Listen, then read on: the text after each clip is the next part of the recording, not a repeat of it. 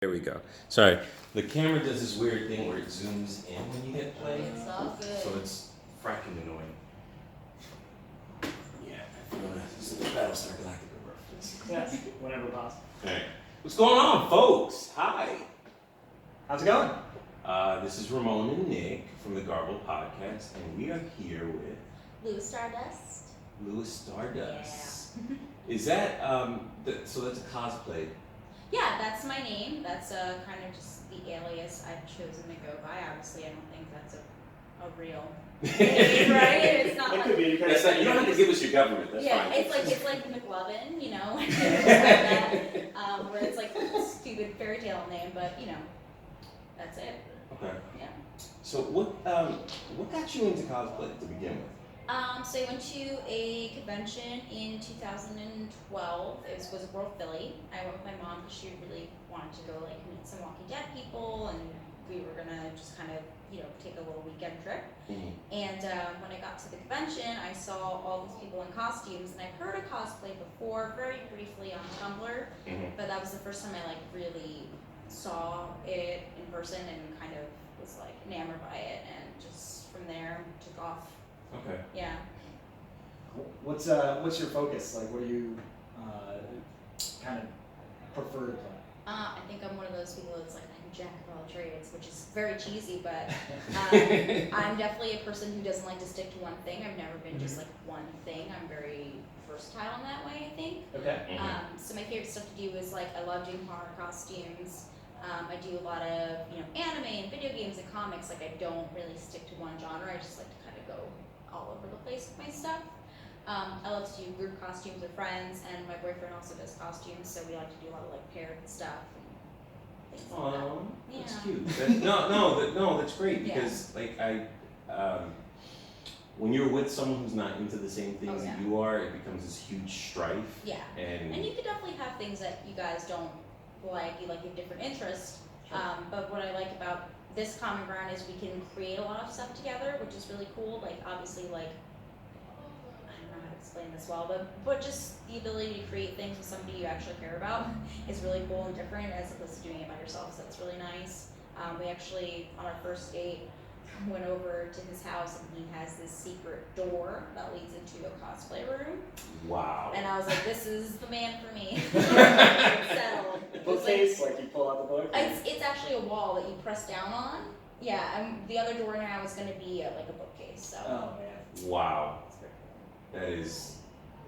Yeah, that's just yeah, another like, level. Yeah. He was like coming to my lair, and you were like, "This is amazing." Yeah, and it wasn't even like a Bruce Wayne lair. It was just like here's a bunch of like 3D printers and stuff, and I was like, yeah, that's like, Jesus Christ. That's a hell of a pickup line. yeah, right. Come That's see it. my 3D printer. Yeah. Trying to pick up some ladies, guys. Just see my. That only works if you meet him at Comic-Con. That's true. Yeah, very rarely somewhere else. So, is there like a direction that you see your cosplay taking? Like, do you have projects that are coming up in the future? Oh or? yeah, I mean, I've done, okay, so I worked for a company called Suicide Girls before. Oh yeah. Yeah, so I do modeling through them, and through them I actually worked for Sin City, that was like Comic-Con like 2014 or so. So I worked for Miramax, which was really cool. And then this year I did a Guardians of the Galaxy premiere in the city as Gamora, which is really cool. So which is a dead on yeah. Gamora. Thank you so much. Amazing. Yeah, it was really fun, and I did it for this like Zilla movie party event, and had somebody come do my makeup, and I went to the theater, and it was a really cool experience.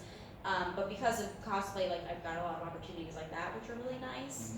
And I've just been, you know, growing. I mean, I've been featured on like MTV, The Chive, like just Finer 21, just like 29 or whatever those kinds of websites. So a lot of things for media, which has been really good. For me personally, I just want to keep traveling, and being that I do conventions a lot, I'm able to like travel around the world and do different events, whether it's just for fun or as a host guest appearance thing, which is nice. But I just want to keep making costumes and keep making cool stuff. Okay. Yeah. Cool. Now, so when it comes to cosplay, I know there's like 2 or 3 schools of it, where you have some people that like, I'm only gonna cosplay characters that I can realistically pull off. Then you have some people who are like, no, it doesn't matter, you know, whether I'm skinny or whatever, I'm gonna cosplay whatever character I want, where do you So I think fall in that? mentally, like sometimes I'll be like, oh man, that character, I should do that because I look like more like that body type and stuff, and that would be me talking to myself occasionally. But most of the time, I really don't care because like I'll cosplay Shrek, which I've done, or I'll cosplay like Gambit, and I'll gender bend characters, which is like when you obviously take a character and you gender swap it. So I do a lot of stuff like that. I do a lot of like not very sexy stuff for somebody who is an adult model. You know what I mean? Kind of just all over the place. I'll do like whatever, you know what I mean, that I feel comfortable with or that I feel passionate about. So I don't think every costume has to be a perfect match to the model or the replica, you know what I mean? So for me, I'm okay with that. I love seeing people who do that. I think that's awesome. I think, you know, everybody cosplays their way, and this is just kind of mine. Okay. I did John Constantine. Yes, I saw. You saw. I saw for 2 seconds, and I saw your wig flew. Yeah, because it was too hot. So what? I've now exhausted the characters I look like in a remote way. Unless you can think of one, because I'm out of. We have like this sick like Newsies hat on, so maybe you could do like one of those, or I don't know. Newsies. That's great. You know what's funny is that before we got here, I was like, oh, Nick's got this hat game that, like, because I can't pull off a hat like that, clearly. I just don't have the head for it or the face for it or anything, but, like, yeah, okay, that's great. Just wait for no pattern models. Yeah. So, wow, I'm drawing a blank here. how come everyone people find find you? Yeah. So luastardust.com, super simple. It's my website. It's just like a standard thing for me to put my portfolio on. Sometimes I put like blogs on there and our merchandise. And then if you go on there, all my social media is linked. So I have Facebook, YouTube, Twitch. You have a Twitch? Yeah, I'm on Twitch. Yeah, I don't do it as often as I'd like to. I'm also on Patreon, Twitter, literally Instagram, like probably every social media platform. Every corner of the internet. Yeah, and it's all right She's on. got a grinder. She's No, that corner of the internet. MySpace. I'm in the holy part of the internet, not the weird holy. Oh, I'm sorry. I caught your double meaning. I know. I was like, let me just do that real fast, like the Jesus. Safe. I'm sorry. No, it's okay. I just make bad jokes. No, it's good. No, I love that. Okay, so where can people see you next? Like, what's the next big con or the I next? have no idea. You have no idea. Yeah, right now We have to check with the people. Yeah. So my boyfriend does, like I mentioned, he's an artsy person. He does tattoos. So he does a lot of tattoo conventions around the U.S. and then I do a lot of comic and cosplay events and stuff like that. So it's just whatever comes up next. I know we have a show in February here in Philadelphia, and that's the Philly. The tattoo convention. Yeah, okay. So we do that every year, but as far as comics and cosplay stuff go, I have no idea. We try to book every like 3 to 6 months, so I'm just trying to get stuff in for the new year now. But you can actually check my events page on my website, and I update that pretty frequently. Now, since you mentioned the whole tattoo thing, I couldn't help but notice that you have quite a number of tattoos. I do, but they're all like hidden right now. Fine, don't worry about it. But how many tattoos do you have? Oh, I don't know. Wow. Yeah. I would guess somewhere around like 40 or so because I want to turn all my stuff into sleeves. So at that point, I just stopped counting.